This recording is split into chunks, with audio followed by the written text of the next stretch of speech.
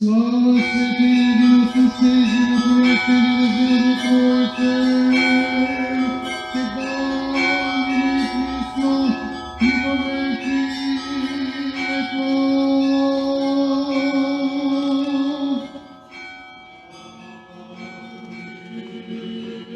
Бог Господи, явися нам, благословенне Диво имя Господне.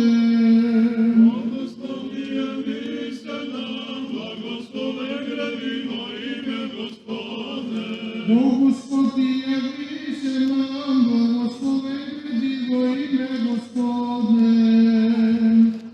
Милорedi образ святости, воздержание жителя, явите стаду Твоему, яже вечери истина, сего ради стяжавости смирени, високая, нищетою богатая, Отче священно начальниче Николае, моли Христа Бога, спастися душам нашим. Слава Отцу и Сыну и Святому Духу, и ныне и присно и во веки веков. Спаси, Господи, люди Твоя, и благослови достояние Твое. Поведи православному Господу народу, на сопротивление даруя, и Твое сохраняя, престол Твоим жительство. Помилуй нас, Боже, според великата си милост, молим Ти се, чуй и помилуй. Господи, помилуй, Господи, помилуй, Господи, помилуй. Още се молим за светейче наш отец Неофит, патриарх български и митрополит Софийски, за светия наш синод и за всички Христа наши братя. Господи, помилуй, Господи, помилуй, Господи, помилуй. Още се молим за благочестивия и православен български народ и за христолюбивото наше войско. Господи, помилуй, Господи, помилуй, Господи, помилуй. Още се молим за всички братя и за всички християни. Господи, помилуй, Господи, помилуй, Господи, помилуй. Услыши ни Боже, Спасителю наш, упование всех концев земли, сущи горе далече, и милости, буди, владико, огни всех наших и помилуй ги. Милости, Бой, човеколюбец, Бог еси, и Тебе слава посилаем, Отцу и Сину и Святому Духу, ныне и присно и во веки веков. Светитель Отче Николае, моли Бога о нас.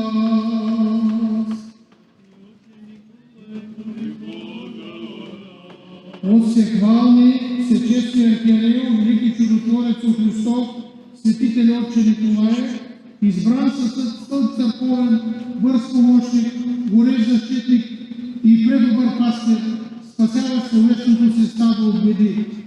Тебе прославяме и възвеличаваме като надежда на всички християни, извор на чудеса, защита на вярващите, премъдър учител, прехрана на гладуващите, веселие за плачещите, облекло за голите, лекар за болните, водач за пътуващите по море, освободител за пленниците, прехрана и закрила за вдовици и сираци, пазител на целомъдрието, кротък наставник на младежите, подкрепа на старците, наставник на постниците, отдих на труднищите се, за бедни, убоги и изобилно богатство. Чуй нас, които Ти се молим и прибягваме по Твоята закрила. Застъпи се с благоприятните си молитви пред Всевишния и изпроси всичко, което е полезно за душите и телата. Запази с молитвената си мощ този свети храм и всеки град и село в Отечеството ни и святата ни църква. Благочестивия Христолюбив български народ и всички православни наши братя от всяка злочестина, от външни и вътрешни врагове, от мор, земетресение, градушка, глад, наводнение, огън, меч, нашествие на другоплеменници Убеди и скърби, протягай ни ръка за помощ и ни откри дверите на Божието милосърдие. Ние признаваме, че не сме достойни да подигаме очи към небето поради многото наши грехове и неправди. Свързани сме с веригите на греха, не изпълняваме волята на Създателя си, нито пазим повеленията. Затова прекланяме колените на нашето съкрушено и смирено сърце и просим Твоето бащенство застъпничество пред Бога и наш Спасител. Помогни ни, Божие угодниче, да не загинем беззаконията си, избави ни от всяко зло и отстрани от нас всичко, което скова нашия духовен подем. Управи ума ни, укрепи сърцето ни в правата вяра, прогони с молитвената си мощ, както някога в Никея духовните вълци, които налитат, късат и погубват старото Христово. Спри стихията на развилнялото се безверие, безбожие и наствено разтление в света. Подкрепи усилията и начинанията на всички Божии работници за мир и правда Божия в света. Любовта Христова да покори човешките сърца и да зацарува в тях, да се съкратят дните на земното изпитание и по-скоро да възсияе Царството Божие и на земята, както и на небето. Тебе, свети Никола, е заедно с всички Божии угодници и праведни души. Топло моля.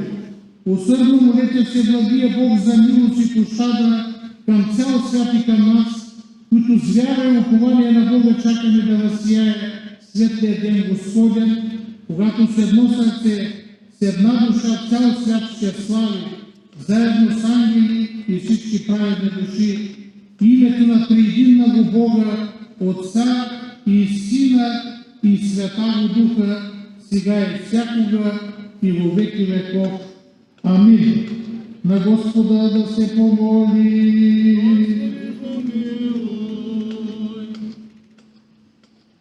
Светителю Христов, архиерея Божий, пресветли и светилниче на църквата, предивни чудотворче, усърдни молитвениче, бърз помощниче, веди и избавители от нещастие, Отче наш Николае, чуй молитвата на Твоите раби, на капитан втори лак Николай Данилов, целият екипаж, целият научен потенциал и всички труженици на научно-изследователския кораб, посветен на светите братя Кирил и Методий, които с вяра и любов пристъпват сега към Теб и просят Твоето силно застъпничество в предстоящото им плаване. Ти от младини бе избран със на Светия Дух и с висшите си добродетели достигна духовно съвършенство и святост и непрестанно върши дела на милост и множество чудеса. Тези, които плават по вода, Ти огражда със своята закрила и при буря спасяваш ги от гибел. Затова и тези Твои раби, капитан втори ранг Николай Данилов и екипажа на научно-изследователския кораб, посветен на светите братя Кирил и Методий, които предприемат това пътуване, усърдно Те молят, не ги пренебрегвай, но се смири над тях и ги пази през плаването и ги избави от беди и изпитания. Моли пастирначалника, нашият Спасител, Господ Исус Христос, да просвети ума и изостри вниманието, укрепи десницата и благослови труда на кормчиите на кораба, да спокойно, мирно и тихо да го изведат до пристанището, за да изпълнят тези Твои раби доброто си намерение с успех и радост, да с благодарност да славят и превъзнасят се светото име на живоначалната Троица и Твоето силно покровителство. Амин. На Господа да се помоли.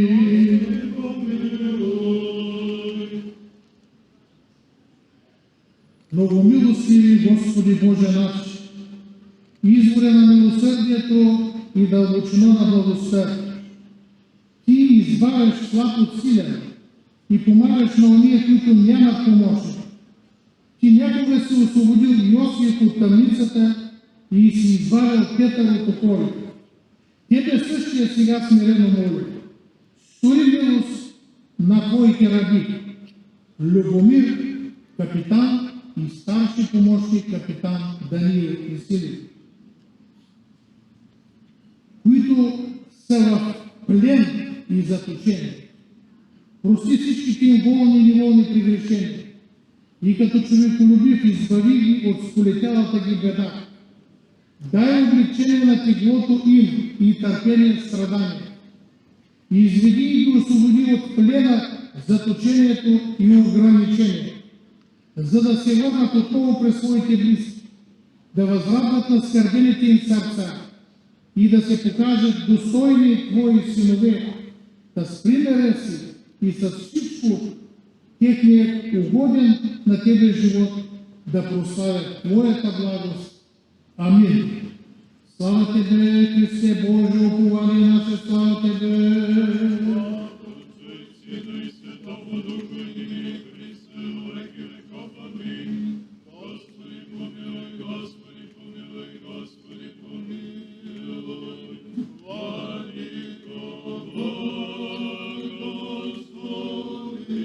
Христос истинный Бог наш, Святая, Пречистая, Препрощая, Святия Своя Матеря, силу честа Животворящего Христа, святых славных и всеклавных апостолов, преподобных и богоносных Отец наших, и же святых Отца нашего Николая, архиепископа, Верникийского Чудотворца и Божией память совершая, и всех святых помилует и спасет нас, яко благ и человеколюбец.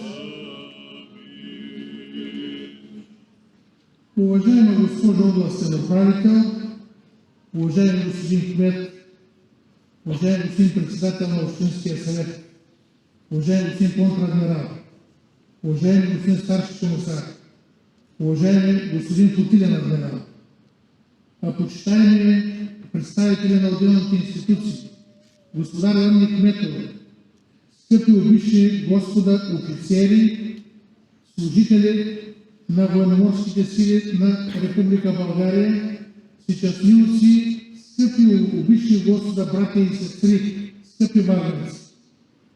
Ние не можем да си представим нашия град Варна без молитвата на Свети Николай. Морски град, естествено е да има храм Свети Николай, откъдето да се възнасят топли молитви към Бога. Иначе нашия град е под прякото ходатайство и покров на Божията майка, Света Богородица, и дълбоко е свързана с светия апостол Андрей Първозван.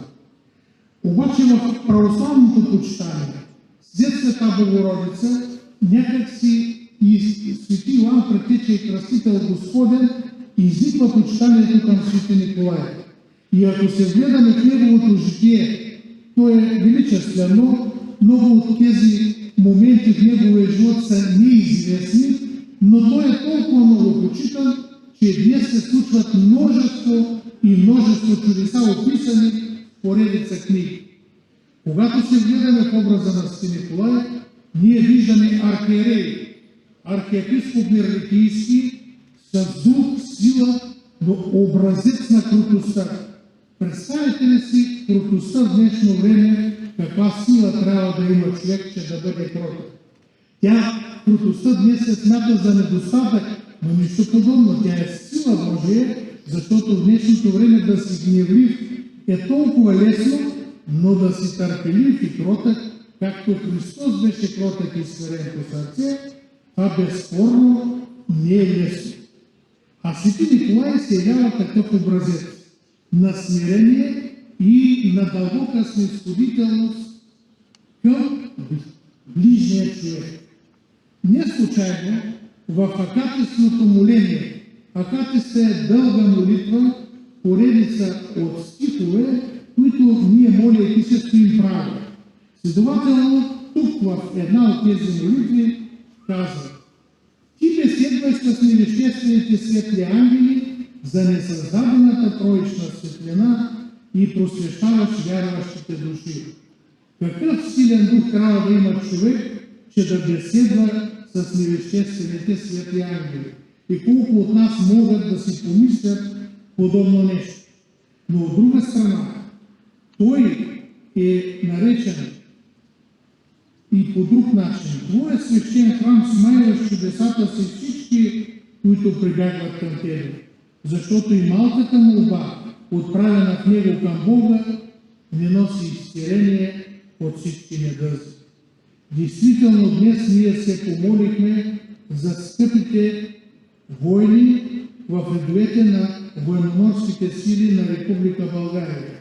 Едно безспорно призвание, което е свързано както с воински дълг, така и с пътуване по море. Една неестествена обстановка за човек. Дни наред, месеци наред в морската бездна, което значи, че ако човек не е бил случайно дълбоко вярващ, там на кораба при всички случаи ще промени това свое състояние. Но Свети Николай много помага на всички, затова беше редно да споменем и екипажа на научно-изследователския кораб, посветен на светите братя Кирил и Методий, които се отправиха на сложно, далечно и трудно обитаемо място с научна цел. Бог да им помага, да ги подкрепя, не за първи път те отиват, но молитвите на Бога са необходими за всеки човек. Но така също и за двамата племени офицери, които са в, да кажем, особено неблагоприятно състояние. Ние виждаме в житието на Свети Николай колко много той е помагал на такива хора и какъв дълг ние имаме не всякога го изпълняваме към затворниците и тяхното посещение, но и молитва за пленените е толкова важна към този светец. Безспорно, той е прославен от Бога с нетленни мощи, които благоухаят. Затова е казано: като виждаме да се лее от тебе миром, духом и тялом се просвещаваме и разбираме, че ти си чуден, живоносен, мироточец. И не на последно място, ние искаме да помолим този велик светец да закриля нашия град, да пази всички нас от беди и злощастия, да даде разсъдителност, мъдрост, твърдост, умение, спокоен дух на всички власт имащи. Защото курсовете те се минат постоянно. В България ние го виждаме често. Обаче най-важното нещо е да запазим и добрият тон, и добрите отношения, и доброто чувство, и зачитането на човешката личност, и крутостта, и смирението, и търпението. Защото думите на Светия апостол Павел, казани към галатските християни: плодът на духа е любов, радост, мир, дълготърпение, благост, милосърдие, вяра, кротост, въздържание, отразяват онова духовно състояние на човека, който щом е усетил тази радост и това утешение от това вътрешно духовно състояние, той задължително променя своя мироглед към външния свят. Той задължително се старае да запази в душата си тези благодатни чувства и следователно това свидетелства, че неговото влизане и пребиваване в християнството вече се е състояло. На добър час най-важното е да се запази мира. Мира, вътрешния духовен мир с Христос, Богочовека, който е център на нашия живот. Мира между човеци и мира, който е дълбоко вътрешен човешки. И разбира се, по-малко гнили думи да излизат от устата ни, за да сме внимателни и да зачитаме всеки човешки труд. Ние в църквата никога не започваме от начало. Преди това много хора са градили, идва някой и продължава този градеж. Както казва, понеже нашата епархия прототрон, нали, тя е свързана с цар Борис, ние сме призвали да лепим стари чини, ама да ги лепим. Тоест, да не говорим лошо за предшествениците си, да пазим авторитета и да вървим напред, докъдето са стигнали. Който може да направи по-добро, нека го стори.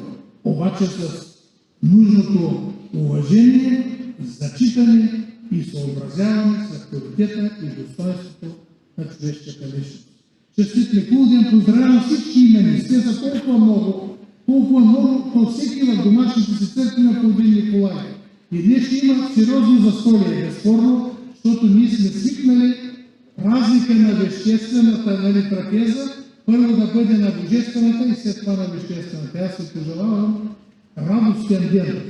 Тъй като на мен ми се налага да тръгна за София заради заседанията на Сиерсено, ще трябва да вървя, да не си мисли някой, че се измъквам като мокра връх от паза. Но важно беше за мен да съм тук и да ви кажа благодаря на всички общински съветници, на всички хора, които ни помагат, на всички хора, които ще ни помагат. Молитвено ви пожелаваме успех и желаем също така Свети Николай да бди над всеки човек. Като стане трудно, като стане човешкият съд невъзможен, може да въздъхнем, да кажем Господи помилуй, все ще не улекне, защото Христос е до нас. Големият въпрос е дали ние сме до Него. Честит и благословен вас.